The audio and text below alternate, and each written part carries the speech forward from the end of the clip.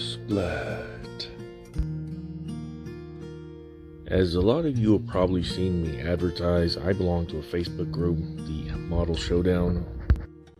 The theme for the next build-off is big rigs. Now, I don't have a big rig, nor am I going to go out and buy one, because I promised my wife I would stop buying models. So I'm going to set this one out and build something that I've been wanting to build for a while.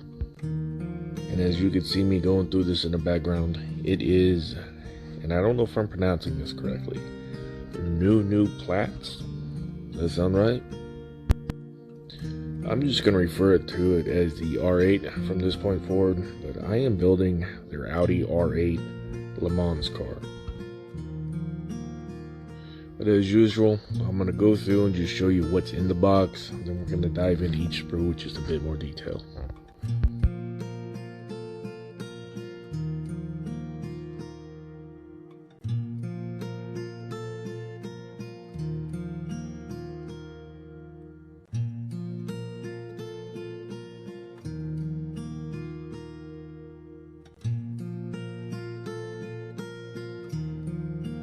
First thing I noticed is that none of their bags have any seams on them.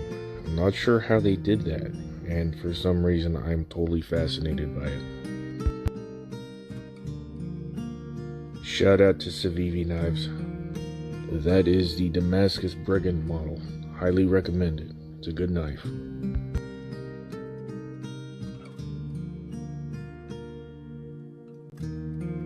I'm just gonna get straight to the point. This body's kind of rough. As you guys know, I work through a viewfinder, and I'm able to see all these imperfections through the viewfinder. They are noticeable. Looking in the light right there, you can see sink marks. I'm going to try to highlight things using the light beams. So keep an eye out on the light beams as I move around on this car. These meeting lines right here, in the molding process, the plastic comes together from both sides. That is technically an imperfection in the plastic, and it really shows up under metallic paint.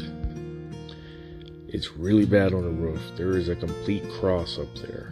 Now, being that I am painting this silver, I am probably not going to be able to hide that. And the mold lines on the bottom are even worse. I have a feeling I'm going to have to knock all that down just to get the interior and chassis to fit in right. Other than that though, the body is very straight, and with just a cleanup, it's going to turn out very well.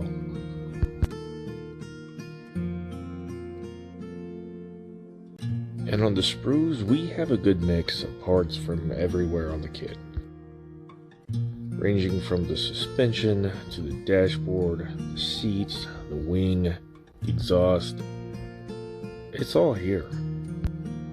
On the wing, I'm noticing there are some casting flaws just like on the body. A little bit of cleanup is going to go a long way. So I'm pointing at things in the background and I am way out of sync with it. I don't know what's going on right now.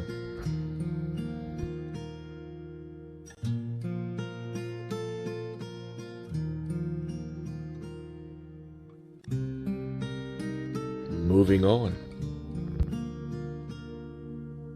The parts are not as diverse on this sprue. We have here the quote-unquote engine. Other than that, we have the roll cage bits, the door panels or door cards, depending on where you're from, as well as the main interior bit. I think the center thing may be the radiator. I'm not sure yet.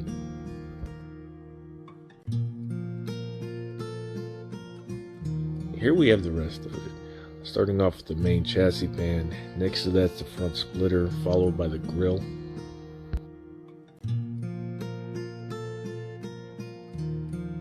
The vents for the rear fascia. Some very nice looking brakes. The fender wells with the A-arms molded in. That's rather unique, I've never seen that before. So here's a closer look at that grille and the splitter. Not going to be using that grille, so don't get too attached to it.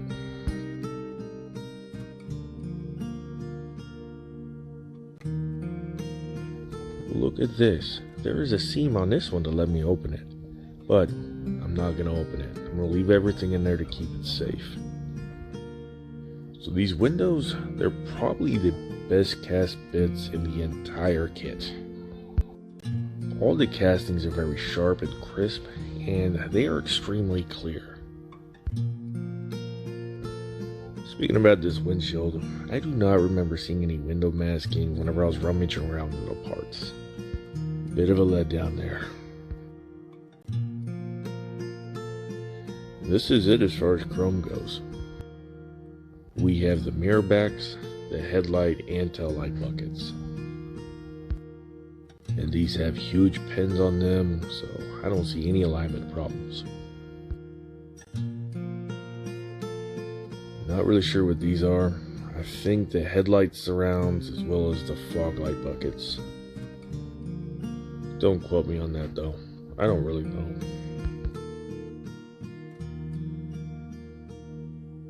And these wheels, oh, they're nice. They're very wide too. If I didn't know any better, I would probably say that these could pass as resin bits from Alpha Model or Hobby Design. They are very nice, and I probably will not shut up about them.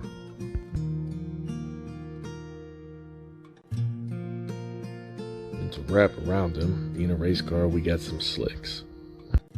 If you remember in the last build, the C6, I showed you how to clean these up and make them look more realistic. These already have that done to them.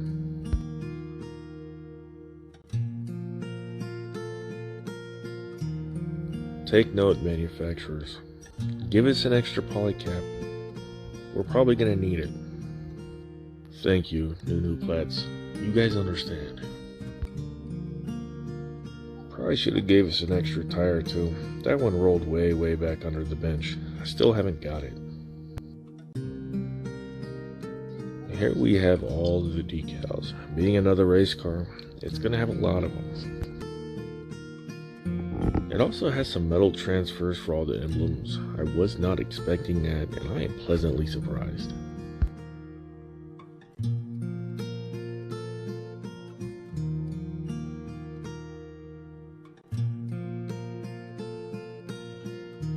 Alright guys, grown-up talk.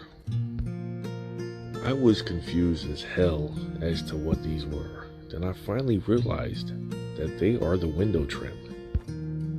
You know that black edge around all the windows that I spend so much time masking and painting and taking extra precautions to make perfect? This is them, except in decal form. I've never seen anything like this before, and I'm excited to give it a try. Everything else in a pile back there is just everything that goes with the livery. All the sponsors, logos, you know how race cars are.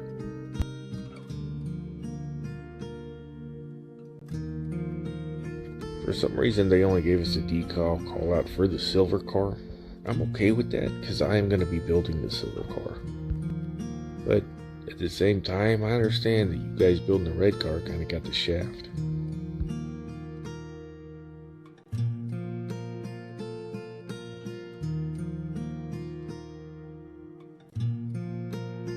I don't remember seeing any Brembo decals in all those decal sheets. Anywho, I'm just going to scroll through here, do some close-ups, just so you guys know what each and every step entails.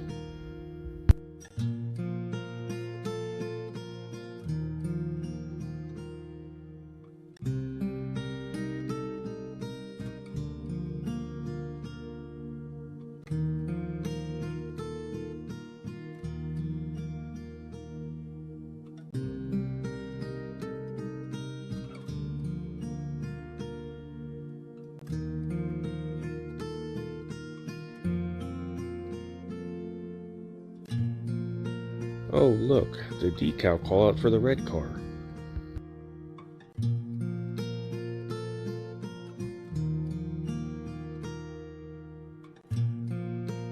Yeah, I know. I have problems folding up a map too.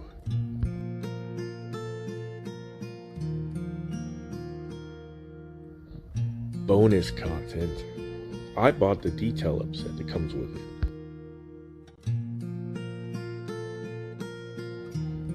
And all all it really does is just have a single photo etch fret and some carbon fiber decals.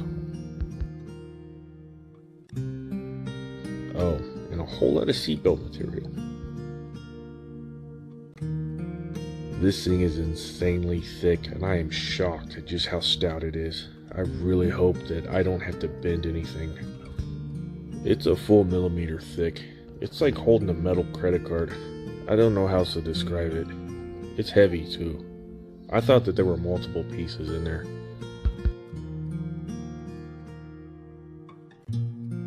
Also in that detail up kit, we got some very nice carbon fiber decals.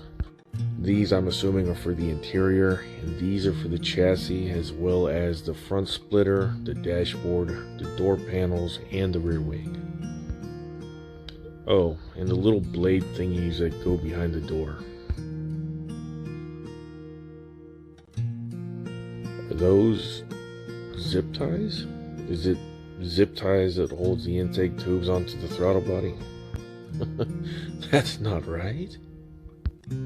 Yeah, I just went and looked it up. They are just regular old hose clamps holding them in place.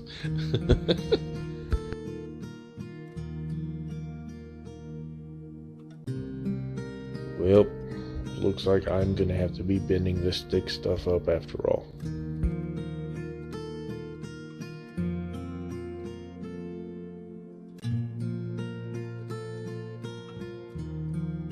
So as I noted earlier, I am going to be painting this silver variant, and I've already got my paint, so we're going to be getting right to work. So I've had this car since release, and have been hoping that somebody would do the PlayStation livery. Well, it's been about a year. I don't think anyone's going to be doing anything else with this car. In the meantime though, just enjoy the new music selection and stay tuned. I'm building this car finally.